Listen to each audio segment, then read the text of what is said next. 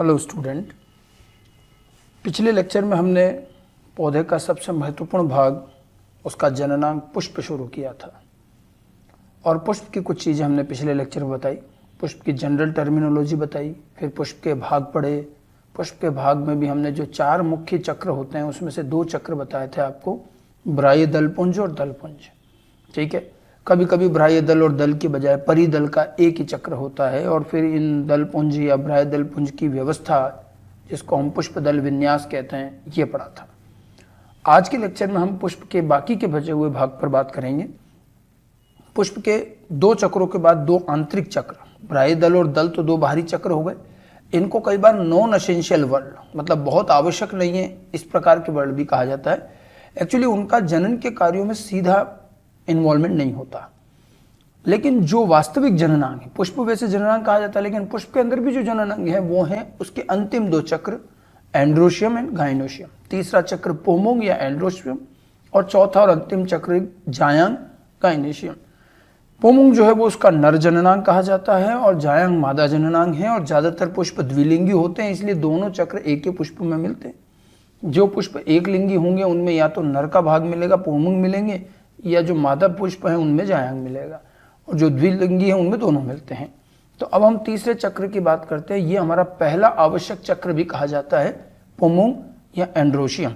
पूरे चक्र का नाम पोमुंग है और इसके अंदर ये जो बना होता है, ये पोमुंग जो है एक या एक से अधिक पुंकेसरों का बना हुआ है। इसके एक इकाई सदस्य को हम अंग्रेजी में क्या कहेंगे, स्टेमन पुंकेसर। तो ये पुंकेसरों का बना हुआ होता है। मिनिमम 1 पुंकेसर और कई सारे भी हो सकते हैं, और प्रत्येक पुंकेसर के 3 हिस्से होते हैं, पुतंतु, परागकोश एवं योजी। मैं अगर इसको थोड़ा डायग्राम से आपको समझाना चाहूँ तो इस तरह से देखिए, मैं एक डायग्राम बना सकता हूँ।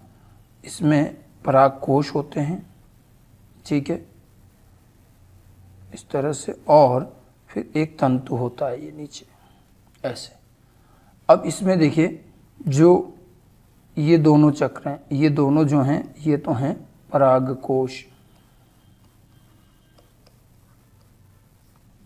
ठीक है, और ये जो बीच का भाग है ये है कनेक्टिव, इसको कहते हैं योजी, ठीक है, और ये जो होता है ये तंतु या पुतंतु भी कहा जाता है। इनको थोड़ा सा हम इंग्लिश में भी ध्यान रखें तो ये तो कहलाता है एंथर। योजी जो होता है ये है कनेक्टिव, और तंतु मतलब फिलामेंट। तो प्रत्येक मुकेसर 3 चीजों का मिलकर बना है, परागकोश, एंथर, कनेक्टिव, 2 परागकोश के बीच का जो भाग है, और तंतु। इस तरह से एक मुकेसर बनता है। अगर आपने पादप जगत में एंजियोस्पर्म से पहले जिम्नोस्पर्म, टेरिडोफाइट, ब्रायोफाइट की बात की हो, पढ़ी हो, तो वहाँ आप देखिएगा, वहाँ पर जननांग के नाम से क्या आता है, वहाँ पर जो जननांग है एक होता है लघु बीजाणुधानी, लघु बीजाणुपर्ण, लघु बीजाणुधानी, और उन लघु बीजाणुधानी के अंदर लघु बीजाणु बनते हैं, ठीक है। अब एंजियोस्पर्म में आते आते ये चीज़ें बदल जाती हैं। जो लघु बीजाणुपर्ण है, जिसके ऊपर लघु बीजाणुधानियाँ लगती हैं, वही लघु बीजाणुपर्ण आज स्टेमन में बदल गया, पुंकेसर में बदल गया। ये विकास के क्रम में पुंकेसर किसके तुल्य हुआ, लघु बीजाणुधानी, माइक्रोस्पोरोफिल, लघु बीजाणुपर्ण। मैंने कहा था कि पुष्प के विभिन्न भाग जो हैं वो पत्तियों के रूपांतरण है, तो जो ये स्टेमन है ये लघु बीजाणुपर्ण इसके तुल्य माना जाता है, और इसमें लघु बीजाणुधानियाँ होती है और उसमें लघु बीजाणु बनते हैं, ठीक है। अब ये जो बीजाणुधानियाँ हैं, ये जो परागकोश है इसी के अंदर है। तो एक पुंकेसर का जो डायग्राम किस तरह का क्या होता है, अच्छा, प्रत्येक परागकोश में सामान्यतः द्विपालित, बाइलोब्ड या डाइथिकस होता है। प्रत्येक परागकोश के 2 कक्ष, 2 बड़े बड़े लॉब होते हैं, इसमें द्विपालित होता है, ठीक है। इसको अगर मैं देखिए, इसकी अगर मैं अनुप्रस्थ काट बनाता हूँ तो इसकी अनुप्रस्थ काट देखो किस प्रकार की बनेगी। इसके अनुप्रस्थ काट बनाते हैं तो यहाँ पर इस तरह से ये एक पाली, और ठीक इसी तरह से ये दूसरी पाली, ठीक है, ऐसे बनता है। ये बीच में जो है ये कनेक्टिव वाला पार्ट रहता है, योजी, ठीक है। ये जो है ऐसे 2 पालियां हैं। ठीक है, तो ये द्विपालित है। और कभी कभार तो इसमें एक ही पाली होगी, कुछ में एक पाली, ज़्यादातर में द्विपालित होता है, बाइलॉब्ड होता है, इसे डाइथिकस भी कहते हैं। और कभी कभार एक पाली सिंगल लॉब्ड मोनोथिकस भी कहा जाता है। ठीक है, अच्छा, प्रत्येक पाली में 2 कोष्ठ होते हैं। देखिए ये एक चैम्बर इधर और एक चैम्बर इधर, इसमें भी एक ये और एक ये जो है ये 2 कोष्ठ हैं, इनको पराग कोष्ठ कहते हैं। पोलन चैम्बर और इसके अंदर परागकण बनते हैं। ठीक है, तो ये जो है ये एंथर का ये एक लोब और ये दूसरा लोब, ये अपने आप में बीजाणुधानियां हैं। इनके इस पराग कोष्ठ ये बीजाणुधानियां जिनके अंदर की तरफ लघु बीजाणु बनेंगे और फिर यही परागकण बनते हैं। इन पराग कोष्ठों में ही परागकण बनते हैं।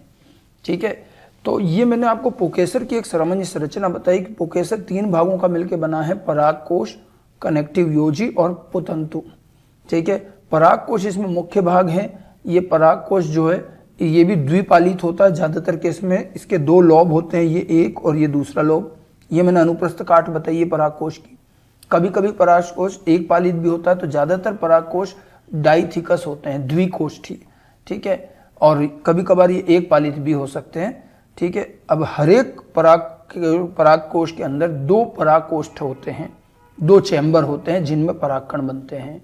ठीक है, पुंगुम और पुकेसर का एक आउटलाइन डायग्राम पता होना चाहिए। बाकी देखिए पुकेसर के बारे में और स्त्री केसर के बारे में आप जब पादप का प्रजनन पढ़ते हैं, प्लांट रिप्रोडक्शन, जो कि 12th का आपका पहला चैप्टर होता है, तो उसमें भी इसके बारे में काफ़ी डिटेल आती है कि कैसे विकसित होते हैं, इनके बनने का तरीका क्या है।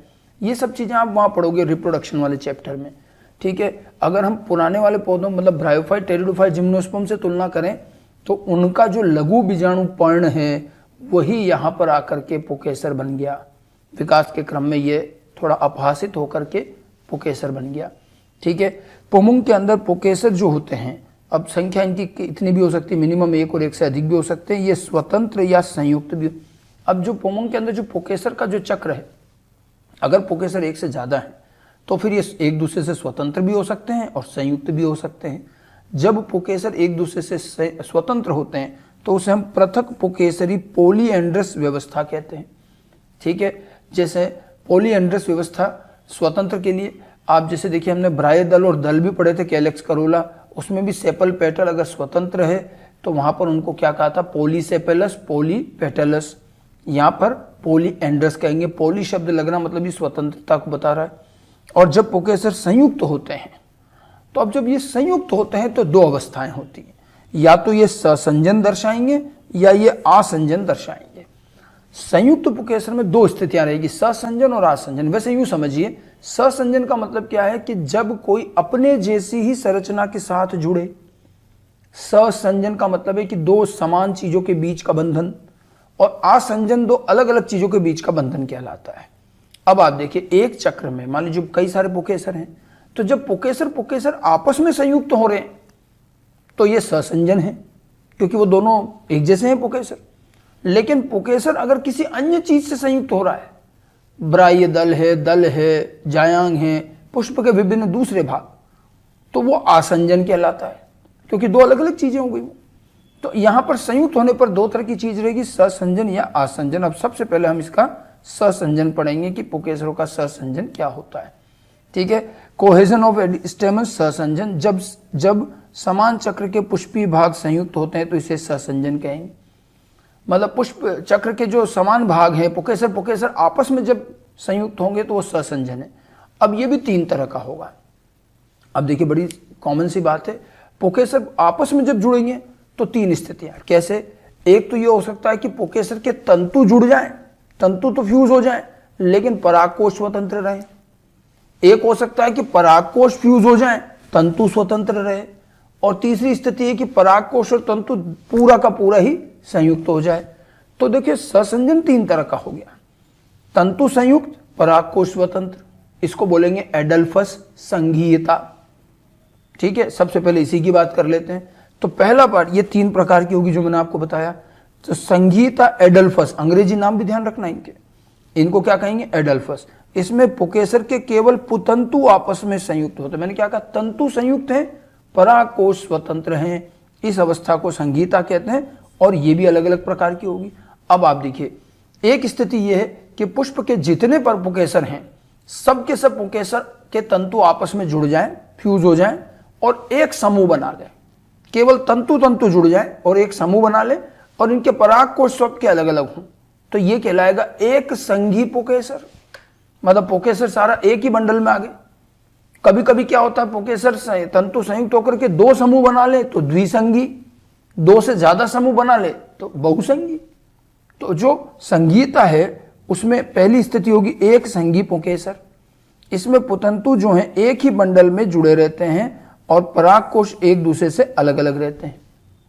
ठीक है, ये अवस्था में सबसे बढ़िया मिलती गुड़हल के अंदर चाइना रोज में। इसमें उसके सारे जो पुकेसर होते हैं उनके तंतु जुड़ करके एक नलिका जैसी संरचना बना देते हैं।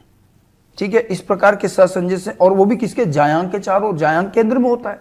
तो जायांग के चारों ओर पुकेसर के तंतु आपस में संयुक्त होकर एक नलिका जैसी संरचना बना देते हैं जिसे पुकेसरी नाल, स्टेमिनल ट्यूब कहते हैं।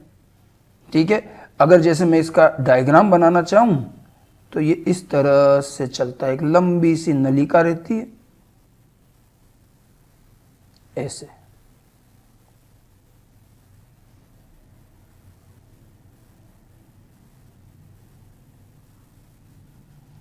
अब देखिए ये तो नलिका, अब इसमें जो पुकेसर लगे हुए हैं वो ऐसे लगे रहते हैं, सॉरी पराग कोश जो हैं वो ऐसे लगे।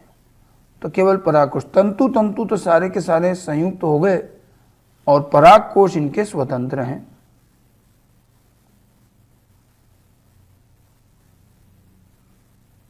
ऐसे रहता।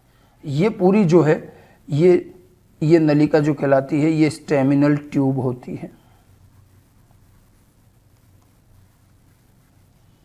ये स्टेमिनल ट्यूब है।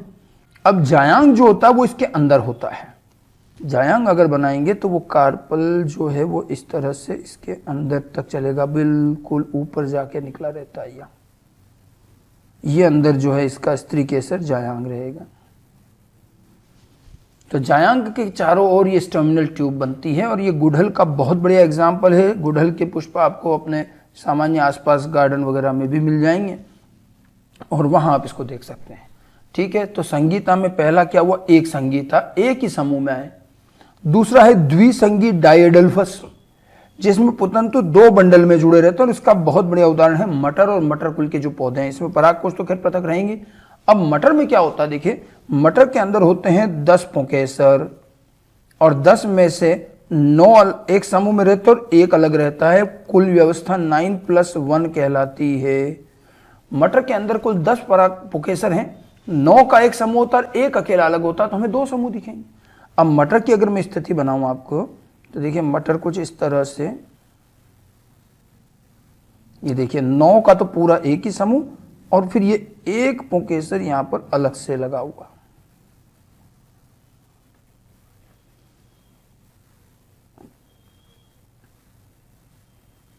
ऐसे। ठीक है, ये 9 है और ये एक अकेला लगे, 2 समूह। मटर के अंदर ये विशेष खास बात मिलती है, इसको डायडल्फस कंडीशन कहते हैं। तो गुड़हल के अंदर संगीता है लेकिन वो एक संगीता है, सारे के सारे पुकेसर के तंतु संयुक्त होकर एक समूह बना लेते हैं और एक नलिका के रूप में बन जाते हैं जायांग के ऊपर, और बाकी पराग कोश स्वतंत्र हैं।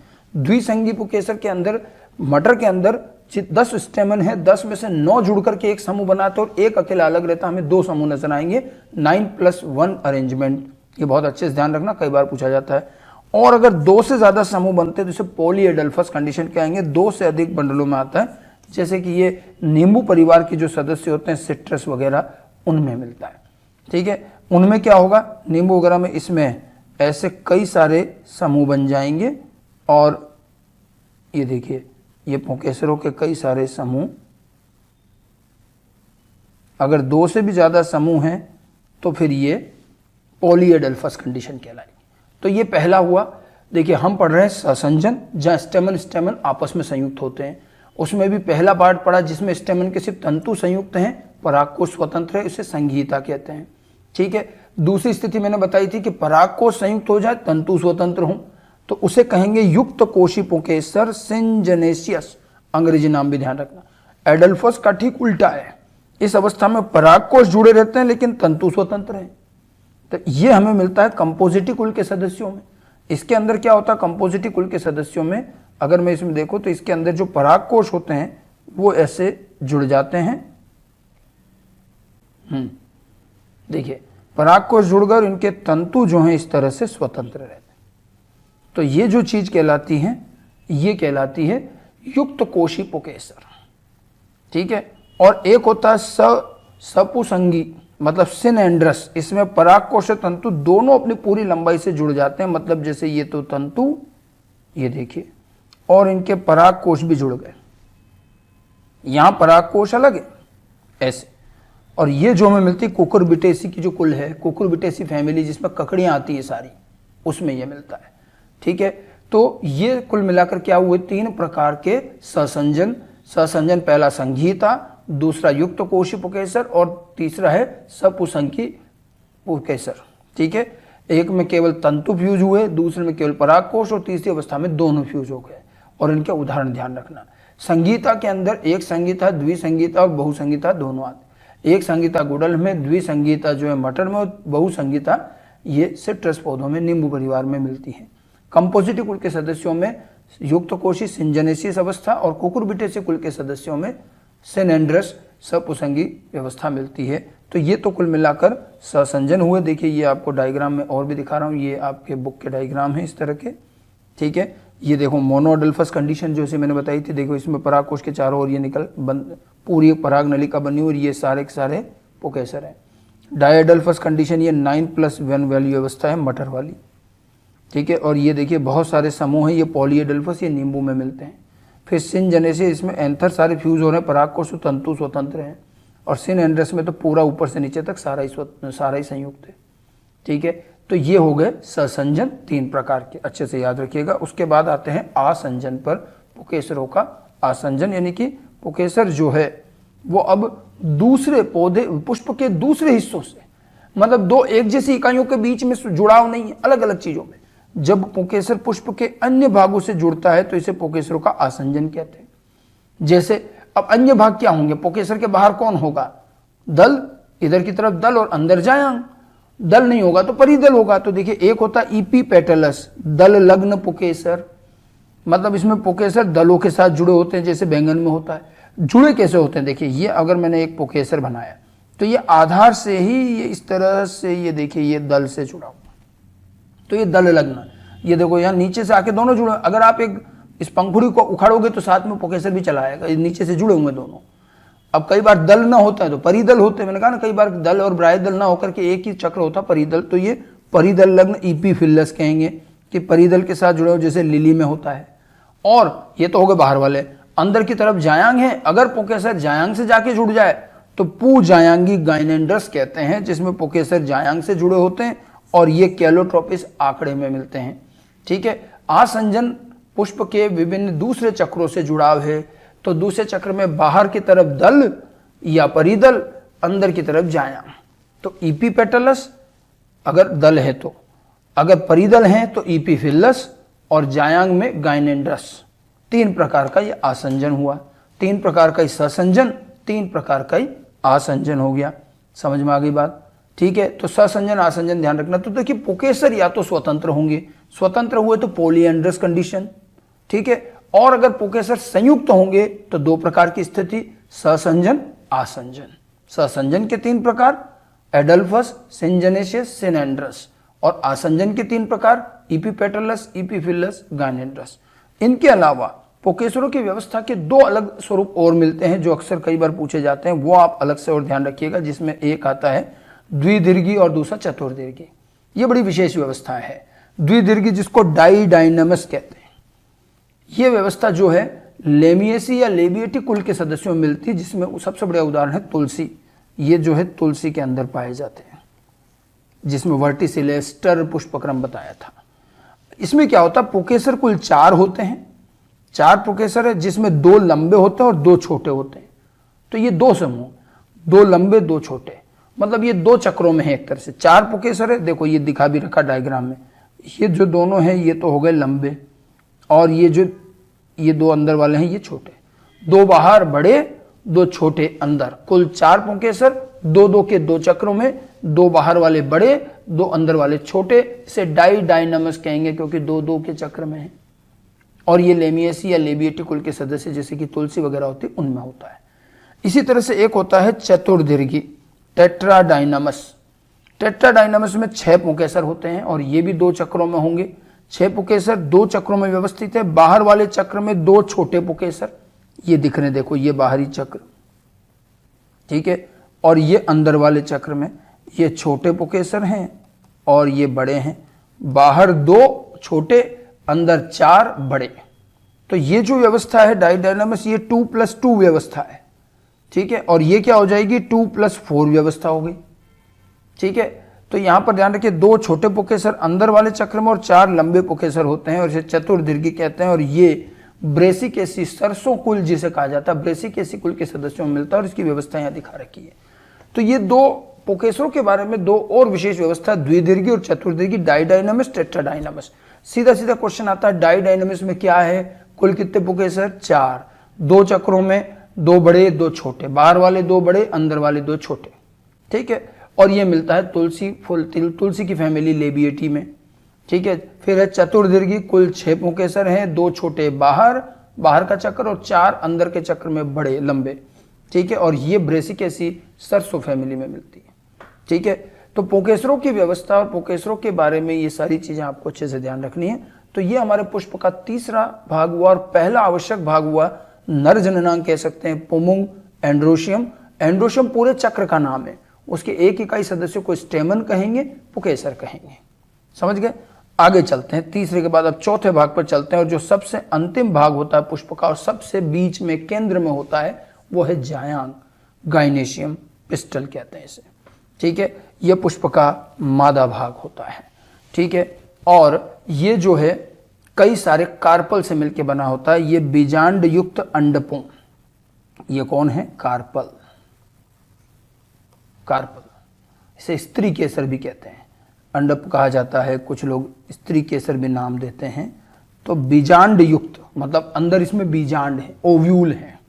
बीजांड युक्त अंडपों को एक आंतरिक चक्र के रूप में व्यवस्थित होने से बनता है। यानी कि जो जायांग है, जो मादा भाग है, जायांग तो पूरे चक्र का नाम है जैसे पुंमुंग, ठीक है। जायांग के एक इकाई भाग को क्या कहेंगे, उसको हम कहेंगे अंडप या कार्पल कहेंगे, स्त्री केसर कह सकते हैं, ठीक है।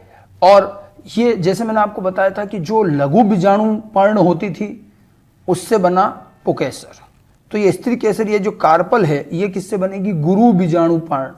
ये किसका रूपांतरण है, गुरु बीजाणु पर्ण। तो ये पत्तियों के रूपांतरण है, बीजाणु पर्ण है, ये गुरु बीजाणु पर्ण है, ठीक है। और इसमें गुरु बीजाणु धानी होती है, जो बीजांड होता है वो गुरु बीजाणु धानी, ओव्यूल, और उसके अंदर फिर हमें अंडप मिलेंगे या बीजांड मिलेंगे, सॉरी। तो ये बीजांड ओव्यूल होता है, ठीक है। अंडप या स्त्री केसर कार्पल गुरु बीजाणु धानी के समान, वही उसी का रूपांतरण है।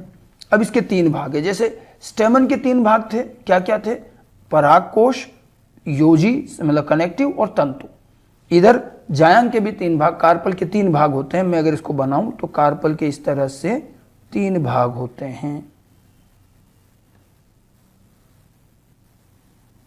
ऐसे, ठीक है। ये सबसे ऊपर का जो भाग है इसको अंग्रेजी में कहते हैं स्टिग्मा, ठीक है, या हिंदी में इसे कहेंगे वर्तिकाग्र। ये एक प्लेटफॉर्म की तरह, इस पर आकर परागकोश गिरते हैं।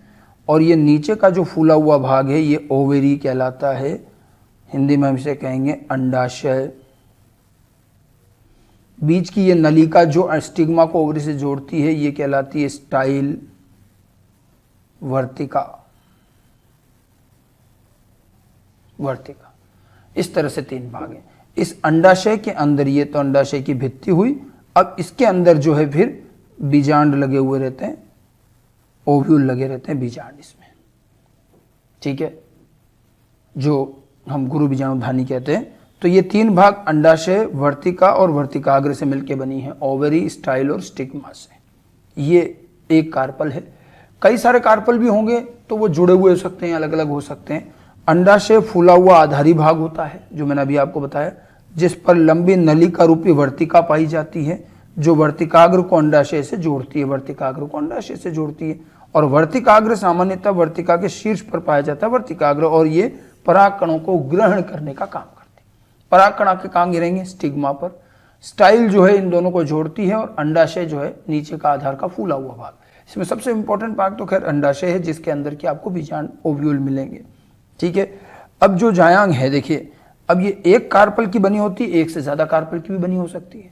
जायांग एक अंडपी मोनोकार्पलरी हो सकती है, एक कार्पल वाली, और एक से अधिक कार्पल वाली भी हो सकती है। ध्यान रखना, मोनोकार्पल भी हो सकती है और मल्टी। अगर 2 कार्पल है तो उसको बाई कार्पिलरी, 3 कार्पल है ट्राई कार्पिलरी, टेट्रा कार्पिलरी, पेंटा कार्पिलरी, ऐसे बहुअंडपी कह सकते हैं, मल्टी कार्पिलरी। ठीक है, मिनिमम 1 कार्पल और एक से ज्यादा भी हो सकते हैं। ठीक है, अब एक से ज्यादा जब होंगे तो अब ये कार्पल या तो आपस में स्वतंत्र होंगे या संयुक्त होंगे। देखिए पुकेसर भी क्या था, या तो एक पुकेसर या एक से ज्यादा। एक है जब तक तो कोई बात ही नहीं, जब एक से ज्यादा होते हैं तो 2 स्थितियां होती है कि या तो ये संयुक्त है या स्वतंत्र है। ऐसा कैसे? कार्पल में अगर एक से ज्यादा बहुअंडपी व्यवस्था होगी तो इसमें परस्पर स्वतंत्र होंगे, तो इस अवस्था को कहेंगे वियुक्तांडपी एपोकार्पस। ठीक है, एपोकार्पस कंडीशन कहते हैं इसको। इसमें स्वतंत्र को क्या बोलेंगे? एपोकार्पस, जैसे कमल वगैरह में, गुलाब में, इनमें मिलती है। और अगर ये आपस में जुड़े हुए होते हैं, संयुक्त होते हैं, तो इसे संयुक्तांडपी या युक्तांडपी भी कहते हैं। ठीक है, सिंकार्पस, एपोकार्पस, सिंकार्पस। जैसे सरसों, मटर, इनमें क्या है? कार्पल आपस में सारे संयुक्त होते जुड़े रहते हैं। समझ में आ गई बात? ठीक है, तो कार्पल एक हो सकता है, एक से ज्यादा हो सकता है। एक से ज्यादा होने पर ये स्वतंत्र हो सकते हैं, संयुक्त हो सकते हैं। स्वतंत्र को कहेंगे एपोकार्पस, वियुक्तांडपी, और अगर ये जुड़े हुए होंगे तो संयुक्तांडपी कहेंगे। अच्छा, हर जायांग के अंदर कोश होते हैं। जैसे जो अंडाशय है, कार्पल का जो अंडाशय है, उसके अंदर एक खाली कक्ष होता है, उसको लोक्यूल कहते हैं, कोष्ठ भी कह सकते हैं। लोक्यूल कोष्ठ होते हैं, और एक जायांग के अंदर केवल एक कोष्ठ हो सकता है या एक से ज्यादा कोष्ठ। यूनिलोक्यूलर एक कोष्ठ भी हो सकता है और एक से अधिक कोष्ठ भी हो सकते हैं। तो जायांग का जो अंडाशय वाला फूला हुआ भाग है, उसके अंदर आपको कक्ष मिलेंगे, कोष्ठ मिलेंगे, जिनके अंदर बीजांड लगे होते हैं। ये कोष्ठ एक हो सकता है तो ये यूनिलोक्यूलर कहेंगे, एक कोष्ठीय। एक से ज्यादा कोष्ठ है तो ये बहुकोष्ठीय हो जाएंगे। और इन कोष्ठ के अंदर ही अब क्या लगे हुए? बीजांड। और ये जो ओव्यूल, जो बीजांड लगे रहते हैं, ये अंडाशय की भित्ति से एक गद्दीदार संरचना से लगे रहते हैं, और जिस संरचना से बीजांड अंडाशय की भित्ति से जुड़ा रहता है उस संरचना को हम प्लेसेंटा कहते हैं, बीजांड सन कहते हैं, प्लेसेंटा। अब ये बीजांड और प्लेसेंटा किस प्रकार से व्यवस्थित हैं, इसी को हम बीजांड न्यास, प्लेसेंटेशन कहते हैं। ठीक है, देखिए जायांग के अंदर में मुख्य भाग ही यही है। स्टिग्मा स्टाइल में ऐसा कुछ नहीं है। जो आपकी स्टिग्मा है उसकी सतह अलग अलग तरह की हो सकती है, वो थोड़ा छोटा, बड़ा, चपटा हो सकता है, फनल जैसा हो सकता है, कीप जैसा, और उसकी सतह चिपचिपी हो सकती है या रोमिल हो सकती है। ये स्टिग्मा की बात कर रहा हूँ। ठीक है, उस पर परागकण आते हैं, वो चिपक जाते हैं। फिर जो नलिका है, वर्तिका स्टाइल, ये खोखली हो सकती है, ठोस हो सकती है, अर्ध ठोस हो सकती है, उससे ज़्यादा कुछ नहीं। नलिकाओं की लंबाई अलग अलग हो सकती है। सबसे लंबी वर्तिका जो मक्के में मिलती है, मक्के में आपने देखा होगा भुट्टे में जो आपको बाल नजर आते हैं, मूछें, वो दरअसल उसकी स्टाइल होती है। सबसे लंबी भुट्टे में मिलती है। ठीक है, परागकण आके कहाँ गिरता है? स्टिग्मा पर। फिर वो अंकुरित होकर पराग नलिका बनाता है, और पराग नलिका पूरी स्टाइल से होती हुई कहाँ जाती है? अंडाशय के अंदर बीजांड पर। तो जितनी लंबी स्टाइल होगी उतनी लंबी पराग नलिका भी बनेगी। अब अंडाशय मुख्य भाग है। अंडाशय के अंदर एक अंडाशय भित्ति है, अंडाशय भित्ति पर लगे हुए हैं बीजांड। ठीक है, बीजांड जो अंडाशय भित्ति से जुड़ते जिस संरचना से है वो प्लेसेंटा कहलाता है, बीजांड सन। अब बीजांड की व्यवस्था या प्लेसेंटा की व्यवस्था कि किस प्रकार से बीजांड लगे हैं, उसी व्यवस्था को हम प्लेसेंटेशन कहते हैं, बीजांड न्यास कहते हैं। अंडाशय भित्ति पर बीजांड एक या एक से अधिक गद्दी जैसी संरचना से जुड़े होते हैं, जिसे बीजांड सन कहते हैं, प्लेसेंटा कहते हैं। और अंडाशय भित्ति पर बीजांड सन की व्यवस्था को बीजांड न्यास कहते हैं। बीजांड न्यास मतलब अंडाशय के अंदर उसकी भित्ति पर बीजांड की व्यवस्था, प्लेसेंटा की व्यवस्था कहो या बीजांड की, ओव्यूल की व्यवस्था को, बात एक ही। अब देखो अलग अलग प्रकार के हमें बीजांड मिले। ठीक है, अब आप देखिए अलग अलग प्रकार के प्लेसेंटा मिले। आपको पहले मैं बता दूं कि ये पूरा जो ये कार्पल है आपका, ये मैंने क्या कहा था, गुरु बीजाणुधानी से बना हुआ है, उसी का रूपांतरण है। अगर उसी के संदर्भ में समझेंगे तो हमें ज्यादा अच्छे से समझ में आएगा कि वही गुरु बीजाणुधानी जो कि टेरिडोफाइट जिम्नोस्पर्म में थी, एंजियोस्पर्म में आते आते वो कार्पल बन गई। ठीक है, अब जैसे क्या होता है, एक पत्ती की अगर मैं संरचना बनाने की कोशिश करूं तो इस प्रकार से ये मान लीजिए एक गुरु बीजाणु धानी है, ठीक है। अब इसके अंदर क्या है, बीजांड जो है ये इस तरह से लगे हुए हैं,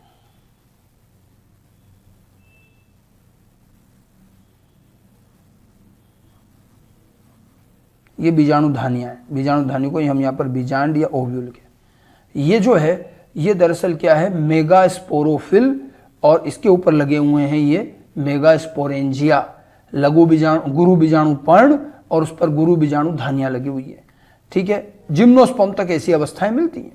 अब उसके बाद में क्या हुआ कि इसके बाद में अगर हम बात करें कि अब यहां से एंजियोस्पर्म में आए तो कार्पल बना, अंडाशय बना। तो देखो इसी से बीजांडन्यास भी विकसित हुए, इसलिए थोड़ा सा विकास के क्रम में बताना चाह रहा हूं, थोड़ा सा समझ में अच्छे से आएगा। अब जैसे इस पत्ती को, ये पूरी पत्ती है इस तरह से, मैं अगर इसको यूं फोल्ड कर दूं, इसको अपन यूं घुमा दे, तो देखो ये इस तरह से समेट दिया हमने, ठीक है। ये सारे बीजांड इसके लाइन से आ गए और ये बन गए, ऊपर जाके इसके वर्तिका और वर्तिकाग्र बन जाएंगे। मैं इसकी बात कर रहा हूं, ठीक है। तो यहां क्या हुआ, सारे बीजांड देखो ये जो यहां थे, ये इसी को जब हमने समेट दिया तो ये इस तरह से आ गए। और ये जो है ये कहलाता है सीमांत या मार्जिनल प्लेसेंटेशन। सबसे पुराने प्रकार का प्लेसेंटा यही कहलाता मार्जिनल, जिसमें गुरु बीजाणु धानी के मार्जिन पर ये अंडाशय लगे, ओव्यूल लगे हुए थे, और ये मार्जिन यूं का यूं फोल्ड कर दिया तो ऐसा बन गया। इसकी मैं अनुप्रस्थ काटूं तो ये इस तरह का दिखेगा। इसमें देखो ये एक इसके अंदर बीजांड ये ट्रांसवर्स सेक्शन में दिख रहा है, इसका सेक्शन काटा तो इस तरह का दिखेगा, ठीक है। तो यहां पर क्या है, इस प्रकार के बीजांडन्यास में एक अंडपी जायांग मिलता है। अब देखो एक अंडपी हुआ ना, एक ही तो कार्पल हुआ, एक कार्पल है, ये यूं फोल्ड हो रखा है, और इसमें अंडप जो है बीजाणु का विकास अक्षय सिवनी पट यानी कि वेंट्रल सूचर, ये जो है ये जिस पर ये लगे हुए हैं इसको वेंट्रल सूचर कहते हैं। तो लाइन से ये सारे के सारे ओव्यूल लगे हुए हैं, और यही ओव्यूल बाद में बीज में बदल जाते हैं। इसका सबसे बढ़िया उदाहरण है मटर। मटर की जो फली है उसको जब आप खोलते हैं तो लाइन से मटर दिख रहे, ये मटर तो बीज हैं। पहले यहाँ क्या था, बीजांड, और ये इस तरह से ये पूरा का पूरा कार्पल था, अंडाशय था, ठीक है, जो बाद में मटर की फली बन गया। तो मटर और जो लेग्यूमिनस पौधे हैं ज्यादातर दालें वाले, उनमें हमेशा मार्जिनल प्रेजेंटेशन मिलता है। मार्जिनल प्रेजेंटेशन में ध्यान रखना, जो अंडाशय वो एक अंडपी होगा, कार्पल एक ही होगा, मोनोकार्पल, एक ही कार्पल होगा, और उसी के अंदर मार्जिन पर लगे हुए हैं, तो इसको मार्जिनल प्रेजेंटेशन कहते हैं। अब देखिए इसके बाद कुछ और विकसित हुए। उसके बाद आया भित्तीय। भित्तीय में क्या होता है, देखिए कई सारे कार्पल। अब आप देखिए जैसे वापस अगर मैं यहां आऊं तो ये रहा कार्पल, ये जो था, ठीक है। इसके अंदर जो है अगर मैं ऐसी कई पत्तियां एक साथ जोड़ दूं, देखो पूरा फोल्ड नहीं करें, ये देखो ये एक पत्ती है, अब अपन इसको साइड से देख रहे हैं, ठीक है। ये एक कार्पल है और इसके किनारे पर एक अंडाशय ये लगा हुआ, एक अंडाशय ये मैंने जो नीले रंग से बनाया ये एक कार्पल हुआ। फिर ये दूसरा कार्पल आया यहां पर, ठीक है, ये एक और, इसके भी किनारे पर ये और एक ये, इस तरह से कई प्रकार के ये कई सारे कार्पल आ गए, और ये कार्पल इस तरह से एक दूसरे से संलयित हो गए। अब आप देखो एक कार्पल, दो कार्पल, तीन कार्पल, चार कार्पल। अब वहां क्या हो रहा था, मार्जिनल में एक ही कार्पल को फोल्ड कर दिया था अपन ने, यहां पर फोल्ड नहीं किया। ये एक कार्पल दूसरे कार्पल से तीसरे और चौथे चारों कार्पल संयुक्त हो गए, तो ये एक कोष्ठी हो गया ना। अंदर देखो कोष्ठ तो एक ही है ना, चेंबर एक ही हो गया। सिन कार्पस सारे संयुक्त हैं, अंडाशय में पाया जाता है। तो ये अब क्या हो गया, ये बहुअंडपी, अंडप बहुत सारे हो गए ना, कार्पल बहुत सारे, मल्टी कार्पिलरी, और सारे संयुक्त हैं सिन कार्पस, एक कोष्ठी है, ठीक है। और बीजांड जो है अंडाशय की आंतरिक भित्ति या परिधि पर विकसित होते, देखो ये भित्ति पर लगे हुए हैं, इसको कहते हैं भित्तीय या पैराइटल प्लेसेंटेशन, ठीक है। समझ में आई बात। एक ही कार्पल को फोल्ड कर दिया तो मार्जिनल प्लेसेंटेशन बनेगा। अगर कई सारे कार्पल को ऐसे साइड बाय साइड लगा के जोड़ दिया तो ये बना इस तरह से, और इनके सारे अंडाशय जो बीजांड है वो भित्ति पर लगे हुए दिखेंगे, तो ये भित्तीय पैराइटल बन गया। आगे बात समझ में। इससे थोड़ा और आगे विकास हुआ तो उसमें आगे क्या आया कि अब ये कार्पल थोड़े फोल्ड हो गए। जैसे देखिए अब ये किनारे पे थे, यूं समझिए ये था, अगर मैं इसको यूं अंदर की तरफ फोल्ड कर दूं तो ये आपका अगला बन जाएगा अक्षीय। जैसे देखिए ये यहां से ये पूरा एक ही कार्पल है, ये पूरी एक ही पत्ती थी, एक कार्पल, और क्योंकि ये किनारों पे होते थे बीजांड, लेकिन किनारे दोनों यहां आकर के मिल गए, अब इसका किनारा और उसका किनारा, तो ये बीजांड यहां आ गए। ऐसे ये वाला कार्पल, ऐसे ये कार्पल और ये कार्पल, अगर सारे कार्पल इस तरह से जुड़ जाएं कि इनके बीजांड जो है एक बीच में केंद्रीय अक्ष पर इस तरह से लगा हुआ रहे, ये अक्षीय कहलाता है। अब इसमें जितने कार्पल हैं उतने ही कोष्ठ हो गए, 4 कोष्ठ हो गए। ठीक है, पैराइटल में क्या था, कार्पल ज्यादा लेकिन एक कोष्ठ, मल्टी कार्पिलरी एक कोष्ठ ही। और एक्साइल प्रेजेंटेशन क्या होगा, जितने कार्पल उतने ही कोष्ठ। ये देखो बहुअंडपी, संयुक्त अंडपी, अंडप ज्यादा है, बहुअंडपी, मल्टी कार्पिलरी, और सब जुड़े हुए संयुक्त अंडपी मिलते हैं। अंडप के संयुक्त कोर अंदर की ओर वृद्धि करके अंडाशय के केंद्र भाग में परस्पर संयुक्त हो जाते हैं। अब ये देखिए, ये फोल्ड होकर के अंडाशय के केंद्रीय भाग में चले गए और यहाँ संयुक्त हो गए। ठीक है, और केंद्र में एक अक्ष बन जाता है और अंडाशय कई प्रकोष्ठों में बढ़ जाएगा। जितने कार्पल उतने ही कोष्ठ बन जाएंगे और प्रत्येक कोष्ठ के अंदर बीजांड केंद्रीय अक्ष पर लगेंगे। अब ये बीजांड जो है बीज के केंद्रीय अक्ष पर लगते हैं, और क्योंकि बीज के केंद्रीय अक्ष पर लग रहे हैं, एक्साइल अक्षीय प्लेसेंटेशन कहेंगे। ये बहुत कॉमन है, बहुत सारे पौधों में मिलता है, गुड़हल, चाइना रोज, नींबू, टमाटर, इनमें सब में मिलेगा।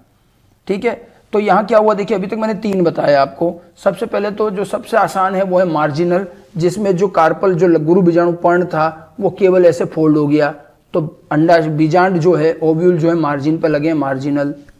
फिर क्या हुआ, ये सारे के सारे गुरु बीजाणु पर्ण अगर कार्पल जो हैं फोल्ड ना होकर के आपस में जुड़ जाएं और इनके बीजांड भित्ति पर लगे हुए दिखे, अंदर एक ही कोष्ठ रहे, तो वो भित्तीय हो गया। अगर ये कार्पल सारे अंदर की ओर मुड़ जाएं और केंद्र में कक्ष बना दें, तो सारे के सारे ओव्यूल जो है अंदर एक केंद्रीय कक्ष से लगे रहेंगे, तो ये अक्षीय हो गया, एक्साइल प्लेसेंटेशन, एक अक्ष बन गया अंदर। ठीक है, और अब इससे अभी आगे विकास क्या हुआ कि अब देखो, अक्षीय से अगला क्या बना, ये जो पट थे जिससे कि ये चेंबर बन रहे थे, अब ये पट खत्म हो गए। अगर ये पट खत्म हो जाए तो देखो ऐसी स्थिति आ जाएगी। अगला जो डायग्राम देखो इसके अंदर, अब इसमें देखो अक्षीय में और इसमें क्या, ये पट जो थे ये पट खत्म हो गए, बीच में केंद्रीय अक्ष रह गया यहाँ पर, ये इस तरह का, और सारे बीजांड यहाँ लगे। तो अक्षीय में तो क्या हो रहा है, ये कक्षों में बटा हुआ है, यहाँ पर एक केंद्रीय अक्ष है और ये हमें बिल्कुल मुक्त केंद्रीय दिखेगा। अगला आता है फ्री सेंट्रल, मुक्त केंद्रीय। इसमें बीजांड यहाँ संयुक्तांडपी एक कोष्ठी की, ये भी कई सारे कार्पल का बना हुआ है, सभी संयुक्त हैं, लेकिन कोष्ठ वापस एक ही हो गया। एक्साइल में क्या था, जितने कार्पल उतने कोष्ठ।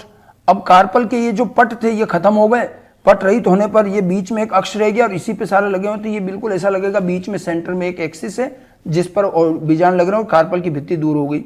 बीजांड जो है केंद्र में एक अक्ष पर लगते हैं और अंडाशय में पट अनुपस्थित होते हैं, जैसे प्राइमरोज और डायंथस में मुक्त केंद्रीय होता है। इनके डायग्राम देख के पहचानने आनी चाहिए, ये एग्जाम में पूछे जाते हैं प्रेजेंटेशन। ठीक है, तो एक्साइल से ही विकसित होकर क्या बना, फ्री सेंट्रल। ठीक है, तो एक्साइल के पट खत्म होते ही फ्री सेंट्रल बन गया। अब फ्री सेंट्रल में क्या देखिए, इसके अंदर यूं अगर मैं इसका साइड डायग्राम बनाता हूं, देखो ये इस तरह से कार्पल है मान लीजिए, अब बीच में एक अक्ष है यहां, ये एक अक्ष, और इस पे लगे हुए हैं बीजांड ऐसे, ये अपने को अनुप्रस्थ काट में ऐसे दिखेंगे। ठीक है, अब क्या हुआ, और आगे विकास हुआ, और आगे विकास हुआ, और ये जितने ये बीच का अक्ष है ये भी छोटा हो गया, और ये एक अक्ष पर जो कई सारे ओव्यूल लग रहे थे। ठीक है, देखो कई सारे ओव्यूल लगते हैं तो भोजन समय बढ़ जाता है तो छोटे छोटे बनते हैं। अब ये पूरा अक्ष भी बैठ गया और इस अक्ष की जगह आधार से एक ही बड़ा सा ओव्यूल लग गया, तो यह आधारीय प्लेसेंटेशन हुआ, जो सबसे विकसित प्रकार माना जाता है। अब देखिए आधारीय बेसल, अंडाशय एक कोष्ठी, ये एक कोष्ठी है। अब देखो ये अक्ष पूरा का पूरा बैठ गया, देखो ये एक ही बड़ा सा ओव्यूल आधार से लगा हुआ है, ये तो अंडाशय की भित्ति हो गई और ये एक ओव्यूल लगा हुआ है। फ्री सेंट्रल से बेसल बना है, फ्री सेंट्रल में बीच में एक अक्ष है जिस पे बहुत सारे ओव्यूल लग रहे हैं। अब ये अक्ष पूरा का पूरा रिड्यूस हो गया और आधार से केवल, जहां पहले अक्ष लगता था वहां से केवल एक ही बड़ा सा ओव्यूल। आधारीय प्लेसेंटेशन में क्या होता है, अंडाशय के आधार से एक बड़ा बीजांड लगा रहता है, और क्योंकि वो एक ही होता है तो काफी बड़ा होता है और बड़ा अच्छा बीज, बड़े साइज का बीज बनेगा। जितने भी विकसित पौधे माने जाते हैं, अगर द्विबीजपत्री में बात करें तो कंपोजिटी एस्टेरेसी फैमिली और एक बीज पत्रियों में ग्रेमिनी घास फैमिली, ये दोनों अलग सबसे विकसित हैं और इसीलिए इन दोनों में आधारीय प्रेजेंटेशन होता है। मैरीगोल्ड, सनफ्लावर, ये सब कंपोजिटी या एस्टेरेसी फैमिली के सदस्य हैं, जिनमें पुष्पक्रम भी सबसे विकसित है, कैपिटुलम, मुंडक, हेड कहते हैं, और इधर ग्रेमिनी मोनोकोट के अंदर सबसे विकसित पौधा है। इसके अंदर भी स्पाइक ऑफ स्पाइकलेट का एक बड़ा विकसित पुष्पक्रम होता है और इसके अंदर आधारीय प्रेजेंटेशन होता है। इनमें एक ही बड़ा, जैसे घास होता है, गेहूं है, तो गेहूं का जो वो एक दाना है वो इतना बड़ा इसलिए कि वो एक ही बीजांड था, उसी से एक दाना सीड बन गया। ठीक है, तो ये आधारीय प्रेजेंटेशन हुआ। ठीक है, इसके अलावा एक और होता है परिभित्तीय, सुपरफिशियल। इसमें क्या होता है, ये आपके एक्साइल प्रेजेंटेशन का ही रूपांतरण है। इसमें क्या है, बीजांडन्यास युक्तांडपी होते हैं, सिंकार्पस और बहुकोष्ठीय, और भित्तियों पर लगे होते हैं बीजांड। जैसे देखिए ये रहा, अब ये यहाँ ये जो बीज की जो पट होते हैं, जो भित्तियां होती है, इनमें लगे हुए हैं साइडों में। ठीक है, एक्साइल प्रेजेंटेशन में क्या था, एक्साइल मैंने अभी बताया था अक्षी, इसके अंदर ये देखो एक्साइल प्रेजेंटेशन, इसके अंदर क्या भित्तियों पट पे नहीं लगे, ये यहाँ लगे हुए हैं इस तरह से बीज के अक्ष पर, और बीज के अक्ष पर न लग करके अगर ये यहाँ पट पर लगेंगे तो ये परिभित्तीय सुपरफिशियल हो जाता है, जो निम्फिया वाटर लिली में मिलता है। ठीक है, और इन सारे के सारे के फोटो यहाँ दिख रखे हैं आपको, देखो ये सीमांत है, मार्जिनल, फिर ये स्तंभी, ये एक्साइल प्रेजेंटेशन है, बीच में इस अक्ष पर लग रहे हैं देखो। ठीक है, फिर ये भित्ति है पैराइटल, जो ये भित्ति से लगे हुए हैं। फिर ये मुक्त अक्षीय, जिसमें बीच में एक अक्ष है और लग रहे हैं आसपास से बिल्कुल मुक्त है। ये आधारी में एक ही बड़ा सा ओव्यूल आधार में लगा है, और ये परिभित्ति में पट जो होते हैं उन पर लगे हुए हैं अंडाशय हैं। तो कुल मिलाकर 6 प्रकार के यहाँ पर क्या हो गए, 6 प्रकार के प्रेजेंटेशन हो गए। 6 प्रकार का सबसे पहला कौन सा हुआ, सीमांत, मार्जिनल। दूसरा कौन सा हुआ, भित्तीय। लाइन से याद रखें, तो जिस तरह से इनका विकास का क्रम है उसी से ध्यान रखें। सबसे पहले कौन आया, मार्जिनल, उससे फिर कौन सा बना, उससे बना पैराइटल। ठीक है, पैराइटल से क्या बना, एक्साइल, एक्साइल से फ्री सेंट्रल, और फ्री सेंट्रल से बेसल, ये 5 आएंगे, और एक्साइल से ही क्या बना, एक सुपरफिशियल। ठीक है, एक्साइल प्रेजेंटेशन से एक तरफ सुपरफिशियल बना परिभित्तीय, और एक्साइल प्रेजेंटेशन के बाद मुक्त केंद्रीय आ गया, और मुक्त केंद्रीय का अक्ष भी जब रिड्यूस हो गया तो आधारीय। तो सबसे विकसित प्रकार का प्रेजेंटेशन कौन सा हुआ, आधारीय, बेसल। ठीक है, तो प्रेजेंटेशन बड़ा इंपॉर्टेंट है, आपको एनसीईआरटी में भी इसके आपको डायग्राम मिलेंगे। ये सब एनसीईआरटी के डायग्राम है जो मैंने आपको बताया। ठीक है, तो पुष्प का ये चौथा और अंतिम भाग था। कुल मिलाकर पुष्प के मैंने आपको 4 भाग बताए, भ्राय दलपुंज, दलपुंज, फिर पोमुंग और जायांग। कभी कभी भ्राय दल और दल की जगह एक चक्र हो सकता है, परिदल। इनकी व्यवस्थाएं, इनके अलग अलग प्रकार की टर्मिनोलॉजी। ठीक है, फ्लावर के मैंने ये सारे भाग आपको बताया। इसके अलावा कुछ अतिरिक्त भाग है कि एक सहपत्र भी होता है, सहपत्रिकाएं भी हैं, डंठल भी है, थैलेमस पुष्पासन भी है, इस तरह की और भी कई चीजें। ठीक है, मात्र अक्ष क्या है, अग्रभाग कौन सा, पश्च भाग कौन सा, और इनमें सब में अलग अलग टर्मिनोलॉजी। आप क्या करेंगे, अब आपका काम क्या रहेगा, अपनी कॉपी में एक शॉर्ट चार्ट बनाएंगे पुष्प के विभिन्न भाग और उनकी टर्मिनोलॉजी, कि इस शब्द का क्या अर्थ है, इस शब्द का क्या अर्थ है, और कौन सा किस में मिलता है। उदाहरण जो दिए गए हैं ये उदाहरण एनसीईआरटी वाले ही हैं। आप एनसीईआरटी खोल के देख लीजिए, मैक्सिमम 99% वही एग्जाम्पल मिलेंगे, जिसमें जो प्लेसेंटा में भी आपको एक एक उदाहरण दिया है, हर जगह जो एक एक उदाहरण दिया है वो एनसीईआरटी में जो दिया वही है। तो इसमें क्या उदाहरण भी डायरेक्ट आते हैं कि सिंजेनेसिस अवस्था किस में मिलेगी, एक संगीता किस में, द्विसंगीता किस में है। तो ये सब चीजें थोड़ा सा आपको टर्मिनोलॉजी भी ध्यान रखनी है और उनके उदाहरण भी, बाकायदा पूरा ढंग से चार्ट बनाकर। ठीक है, ये चार्ट मैं भी बना के दे सकता हूं आपसे, लेकिन आप ये खुद करेंगे, चार्ट खुद बनाएंगे तो आपको आधा तो उसी समय याद हो जाएगा और उसको थोड़ा देखते रहिए। ठीक है, तो ये पौधे का सबसे महत्वपूर्ण अंग कह सकते हो। पुष्प के बारे में हमने सारी चीजें पढ़ी। पुष्प को हमने 2 भागों में लिया, पहले भाग में हमने कैलेक्स, करोला और बाहर के भाग लिए, और फिर आज हमने एंड्रोशियम, गाइनोशियम की बात की। ठीक है, तो इस तरह से हम अभी तक पौधे के मॉर्फोलॉजी में अब तक पौधे के हम जड़ पढ़ चुके, तना पढ़ चुके, पत्तियां पढ़ चुके, उसके बाद पुष्पक्रम हमने पढ़ा, उसके बाद हमने पुष्प पढ़ा। अब हमें पौधों के कुछ चीजें और हैं। इन्हीं पुष्प में जो अंडाशय है, अब उससे बनेंगे फल, अंडाशय फल में बदलेगा, बीजांड बीज में बदलेगा। तो पौधे की आकारिकी में फल और बीज नहीं पढ़ेंगे जब तक पूरी आकारिकी होगी नहीं। तो हमारा अगला जो भाग है फल और बीज है। ठीक है, मेन जो भाग है वो मैं पढ़ा चुका हूँ आपको, जड़, तना, पत्तियां, पुष्पक्रम और पुष्प। ठीक है, नेक्स्ट भाग में हम फल और बीज पर बात करेंगे, कितने तरह के फल हैं, क्या कुछ होता है। जो चीज़ हम पढ़ चुके हैं उसका ढंग से चार्ट बनाइए, उसकी टर्मिनोलॉजी याद करनी पड़ेगी हिंदी अंग्रेजी में जो भी, और उनके एक एक 2 उदाहरण। थोड़ा सा काम ये याद रखने वाला चैप्टर है। ठीक है, एक बार में याद नहीं हो, बार बार तैयार कीजिए। लेकिन अगर उदाहरण हमें याद नहीं रहे और क्वेश्चन गलत हो गया तो ये नहीं कहना कि मेरे समझ में नहीं आया। समझ में आ जाती टर्मिनोलॉजी, लेकिन याद भी तो करनी पड़ेगी, तो इसलिए उनको याद कीजिए ढंग से। आगे बात समझ में। तो ये हमारा फ्लावर वाला आज का पार्ट रहा। Thank you.